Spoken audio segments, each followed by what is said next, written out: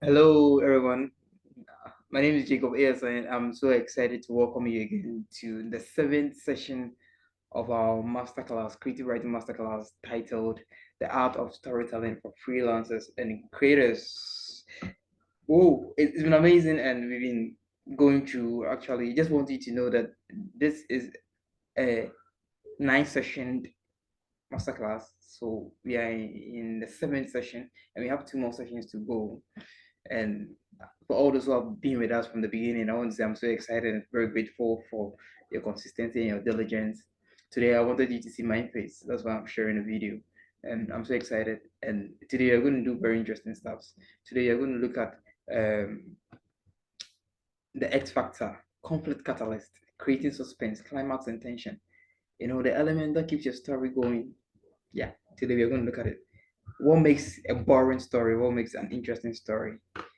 What makes people able to actually the element in writing series? That's what we're going to look at because people the only way you can get people to follow your series up to season 12, like Supernaturals went up to season 12, and Supernaturals was so supernatural and so interesting that how were they able to maintain the suspense in the stories so that it went up to 22 episodes for every season up to season 12? That's excellent, right? Means that there's something that the writers and the creators of Supernatural knew that I feel every storyteller should know. And that's what we're going to explore today. How to keep your story suspensional, how to keep the interesting nature of your story going for a long period of time. Because some people have short interest lap span. People take pieces of books, they read first two chapters and just straight away because it's not interesting anymore. And they're like, this is boring.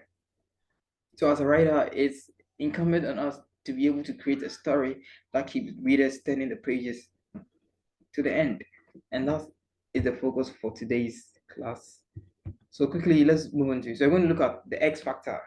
If I say the X factor, I'm looking at something extraordinary. What makes you unique? What makes your story unique from other people? The X factor or the conflict catalyst. Mostly since there has been a bias of storytelling to mostly action, we believe that the main thing that makes story interesting is when there's fight and action and someone has killed someone. We want to find out how the person died, who killed the person, detective kind of series. And mostly that's how we view, suspense in storytelling. But I tell you, there are so many ways actually you can do suspense. There are so many ways of suspenses in storytelling. And we're going to explore that today. Next, how to create suspense and why suspense is necessary. Then climax versus tension. These are the things that make your story, and these are the things that will keep your viewers following you through to the end. And I'm going to share a very short story that I wrote, I think, some years ago, and it was actually lauded by a great creative writer, Mamle Kabu. Mamle Kabu is, for those who know Mamle Kabu, she's the author of Kaya Girl, which a novel that has been adapted by the Ghana Education Service for senior high school students. So we had a short session with Mamle Kabu, and she recommended my story as excellent because it was a story that had so much suspense in it. I'm talking about something, but we don't know what the thing is about. But I'm embellishing the thing, so it's like there's so much suspense until the end. I tell you what it is, so it keeps you going. Now, what is this particular thing this guy is talking about?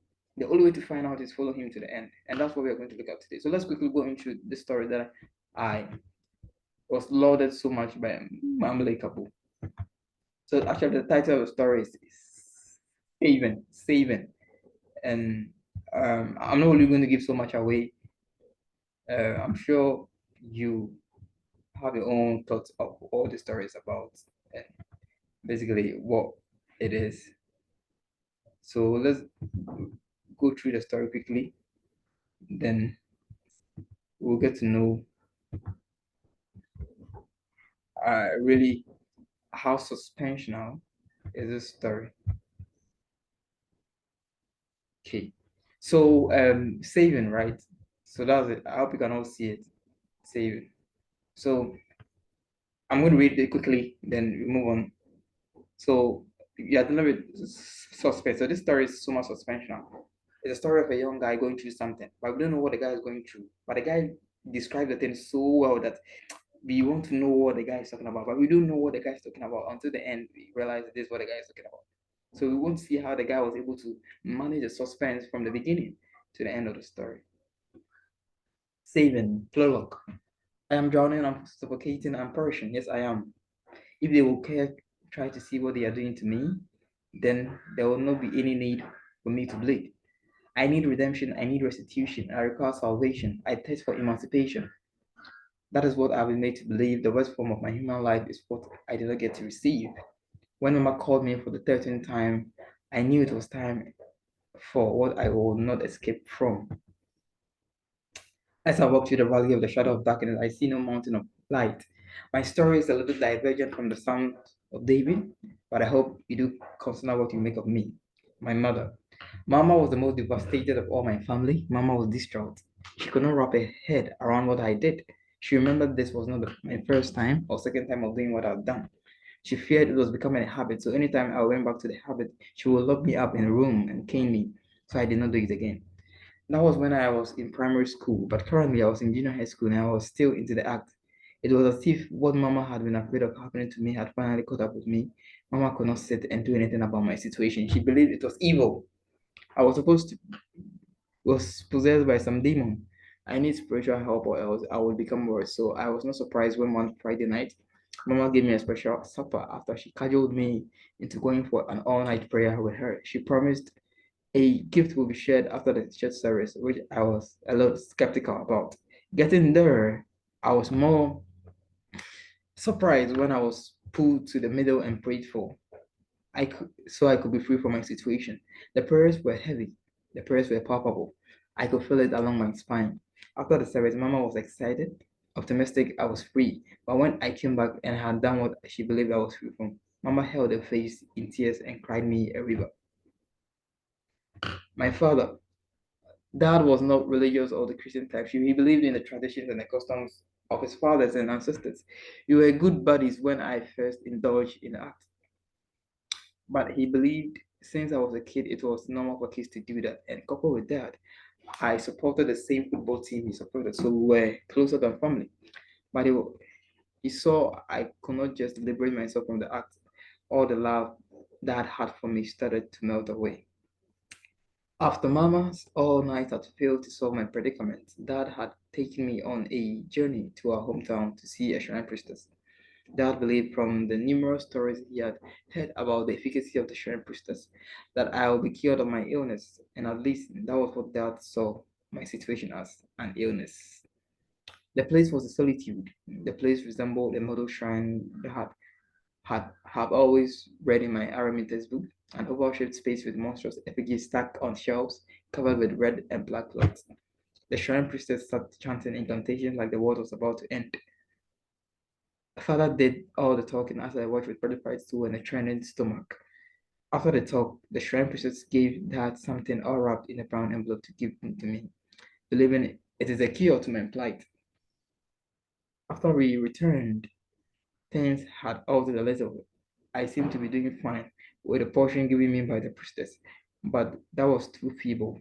My situation reared its head from its latent title, took over my whole again. It was heart quaking. Dad bowed his head in shame. He did not know whether to believe in God or in the gods again. My brother, my elder brother was the detested part of me. All I ever wished could happen to him was for God to just exchange my plight for him for just a month. I was hoping he could learn some sense and empathy from that experience, but I knew that was never going to happen. My condition was for me alone to bear. I did not have control over it. But to think of it, instead of my brother encouraging me, he ended up making things rather worse and hard for me. He went about telling me, my good friends in the vicinity of the reason I had been not seen out of the house for the past 4 weeks. Anytime I come from school, I was hurt. I could imagine how my friends would react to this, especially Enima, the only girl I had planned of asking to be my girlfriend. I knew when she heard about this situation, she would never want to have anything to do with me ever again. My brother had things or made things worse for me. It was as if he relished my foible. In my weakness lied his strength. Though Mama had chastised him many times to stop that demeanor of his, he did not. He was supposed to be my brother, my family, but he had rather become the Mephistopheles I saw every night in my sleep. Epilogue. My situation or predicament is not far from me or any other for that matter. It's all around me. As every morning I wake up to the bed of wet sheets, a bed of wet with urine. Yes, bed wetting is my plight. This is my predicament. Even at age 14, it was not just let me go. It's more like I've been held captive for long, and it does not seem like I'm stopping any moment from now. Sometimes I didn't know how it happened, but by the time I wake up from bed, it has already happened. So me drowning, me suffocating, me perishing, it's all because of this. As I walk through the valley of the shadow of sleep, urine meanders through my bed sheets.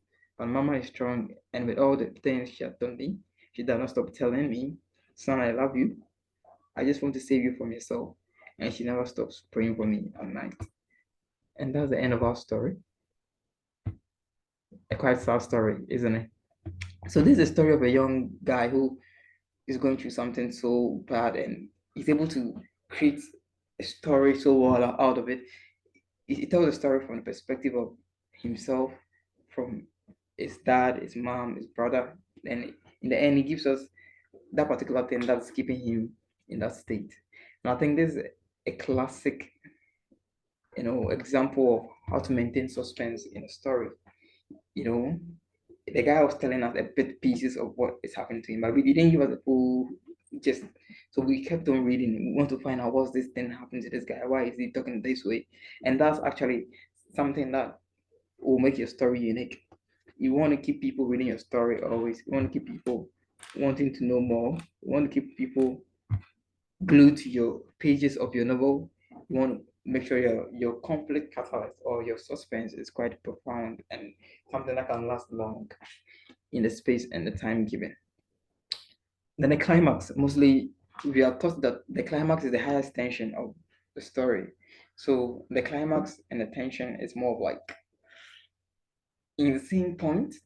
Mostly in movies, the climax is like last show, like what we say, where finally, the protagonist meets the antagonist and they battle it out, and at the end, the protagonist is victorious over the antagonist, and it ends. It's actually similar to the process of storytelling. Everybody who picks up a piece of literature or a story will expect to see this particular aspect of their story. Some may be disappointed if they don't find it. Others will also be like, "What kind of story is this?" Because that's actually the general, chronology, the general structure for storytelling. And like I said, for me, I feel it's very imperative. In some cases, I don't know, maybe for a love story, for a love story, if you're writing a romance story, I'm not sure the guy is going to fight with the girl. So that's why I said earlier that the conflict and the climax is not always the same. For an action story, there's going to be a fight, but for a love story, maybe the climax is going to be the point where the guy realizes that they like each other, and in the end, they accept each other and they live happy ever after. And a family story, the climax will be the point where they realize that they have to be together and they resolve all kinds of tension between them and they come together as one. In a detective story, maybe the climax is going to be the point where they actually realize who killed the person that was dead, and actually they find the person and put him behind bars and they get justice for the one who died. So these are some of the things, or these are the ways you can have tension and climax in a story. And it's very imperative as you write, make sure that you find a way to incorporate this in your story, because that's what's going to keep your pages turning. That's what's going to keep the interest of your readers. And trust me, it's it's the X factor. It's the X factor in every story process. So hopefully in this we have come to the end of today's session. I want to say thank you very much for joining in, and I am so excited for you joining in. I know you're doing more practice and continue practicing more. Now, at the end, below this video, I have my Facebook, Twitter, Instagram, and Gmail information. If you really need any material, any of the material that I'm using for this masterclass, you want to have access to them, just send me a message via Facebook, Twitter, Instagram, and send me your email. I can send them to you because I want to share with everybody. So far as it's going to help you to become a better version of a writer. So if you want to reach out to me to get these materials, just like the story that I read today, you want to have access to it, send me a message via any of the social media handles below this YouTube video, and I'll do all to send these materials to you so that you can learn from them.